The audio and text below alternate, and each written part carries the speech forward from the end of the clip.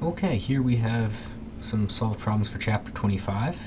We have 18 gauge copper wire that tells us something about the diameter of the wire, 1.02 times 10 to the minus 3 meters. And we also know that it has some current density flowing through that. It tells us that's 1.5 times 10 to the 6 amps per square meter. And we're asked to solve for first the current in the wire, then the drift velocity. We know the relationship between the current density, that's just going to be the current divided by the area of the wire. So that allows us to say that the current is simply going to be equal to the current density multiplied by the area. Cross-sectional area of this wire is just going to be pi r squared, so J times pi r squared, where that's just going to be half of the diameter. So here we have our current density, 1.5 times 10 to the 6 amps per square meter. Multiply that guy by pi, multiply that guy by the diameter divided by 2, 1.02 times 10 to the minus 3 divided by 2. Okay, don't forget to do that. Make sure we square the radius, and we're going to come out with a current that's equal to 1.23 amps. Now in part B we're asked to find the drift velocity, and we know that the current density is going to be equal to the number of electrons, number of carriers, multiplied by the magnitude of the charge, multiplied by the drift velocity. And here we're given the number of carriers per cubic meter. So we can very easily solve for the drift velocity, being the current density divided by the number of carriers divided by the magnitude of the charge. So here we're going to have the current density, 1.5 times 10 to the 6 amps per square meter. Number of electrons is going to be 8.5 times 10 to the 28, and it's going to have a unit of per cubic meter. And then the charge is going to be 1.6 times 10 to the negative 19th coulombs. So we go ahead and we multiply all these guys out, and we're going to get 1.1 times 10 to the minus 4th meters per second. You can kind of see that this meter squared is going to cancel out those 2 meters, and you're going to have a meter on top. An amp is going to be a coulomb per second, so we're going to get rid of the coulomb, and we're left with something in meters per second. A very slow drift velocity. For problem number 19, we're actually going to dive back into 241 a little bit. We have some copper wires, copper being a key word right here, that are 3 meters long, and they have some resistance. So from everything I know in this chapter, the only thing I can do is I can write the resistance is going to be equal to the resistivity multiplied by the length divided by the area. And I'm given the resistance. I can look up the resistivity, it's copper. I know the length, so the only thing I can do is solve for the area. So I can then write that the area is going to be equal to the resistivity divided by the length, or multiplied by the length divided by the resistance. Now let's just think for a minute. We're looking for mass.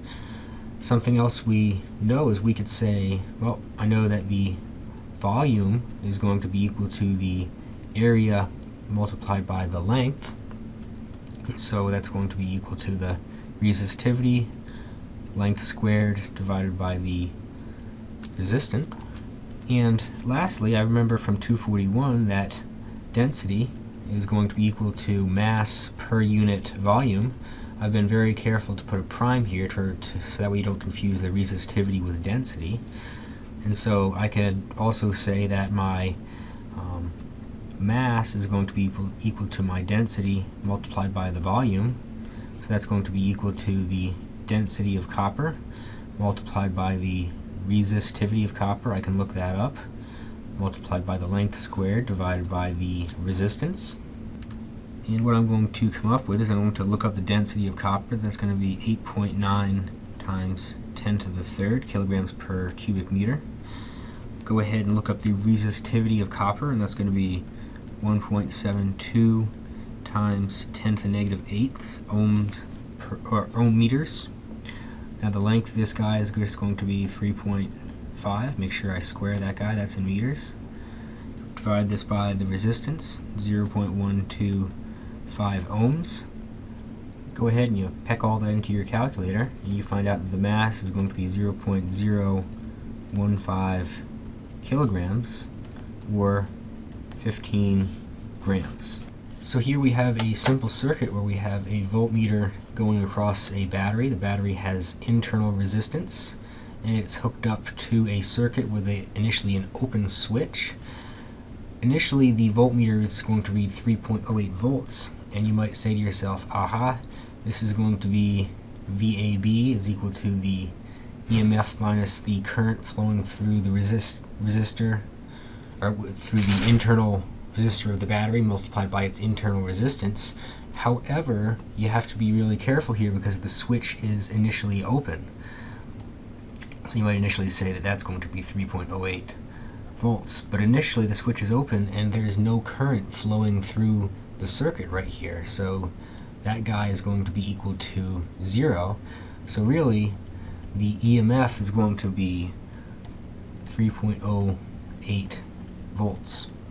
We're not going to have a voltage drop across that resistor until we have current flowing across it. Now we go ahead and we close the switch right here, so I'll kind of cover that guy in. Now what we do is we measure a voltage that's equal to 2.97 volts, and we also know that the current is going to be equal to 1.65 amps. So what we can do is we can say, well, I know the voltage and the current across that resistor right there. I can solve for its resistance by using Ohm's law. V is equal to I multiplied by R. So the resistance of that guy is simply going to be equal to the voltage divided by the current, which is going to be 2.97 volts divided by 1.65 amps. And we're going to then get the big resistor has a resistance of 1.8. It's going to have a unit of ohms. Now for this resistor right there, we also know the current flowing through that guy, it's going to be 1.65. Current will always be the same. And we can now say that the voltage drop AB is going to be equal to the EMF minus the current multiplied by the resistance. So the resistance is going to be equal to the EMF minus the voltage AB divided by the current. So that's going to be 3.08 minus 2.97 divided by 1.65, and we're going to get the internal resistance to be 0.067 ohms. Lastly, we'll take a quick look at power, and we'll be looking at a European light bulb. Europeans run their household voltages at 220 volts, while here in the US we operate at 120 volts. And the question is if we take a light bulb that has a power rating in Europe to be equal to 100 watts, what should we label that light bulb here in the US? So what is that corresponding power rating? Well, one thing about this light bulb is the resistance is going to be a constant. That's a property of the tungsten filament inside the light bulb, and it's not going to change whether you're in the US or in Europe. So if we look at our power equations, we have power is equal to current times voltage. Current's going to change because the voltage drop is going to be different across it whether you're in Europe or the US.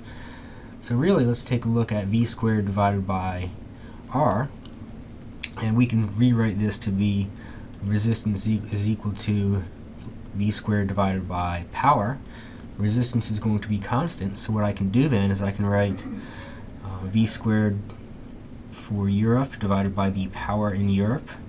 That's going to be equal to the resistance, which is going to be equal to the voltage in the US divided by the power in the US. So from this I can isolate the power in the US is going to be equal to the voltage in the US. I forgot to square that guy.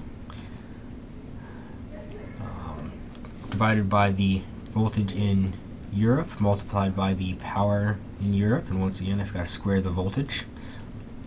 So we can then say that the power in the US is going to be the US power, 120 volts, divided by 220 volts for Europe.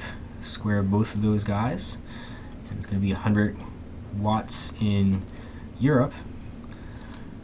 So we come up with 29.8 watts in the US. And lastly, we're asked for the current draw in the US. Very simply, we will say that the current is going to be the power divided by the voltage. So the power in the US is 29.8 watts divided by 120 volts, and we're going to get 0.248 amps. It's a 4 right there. This is different than the power draw in Europe because it's operating at 220 volts. The power draw in Europe is going to come out to be about 0.45 amps.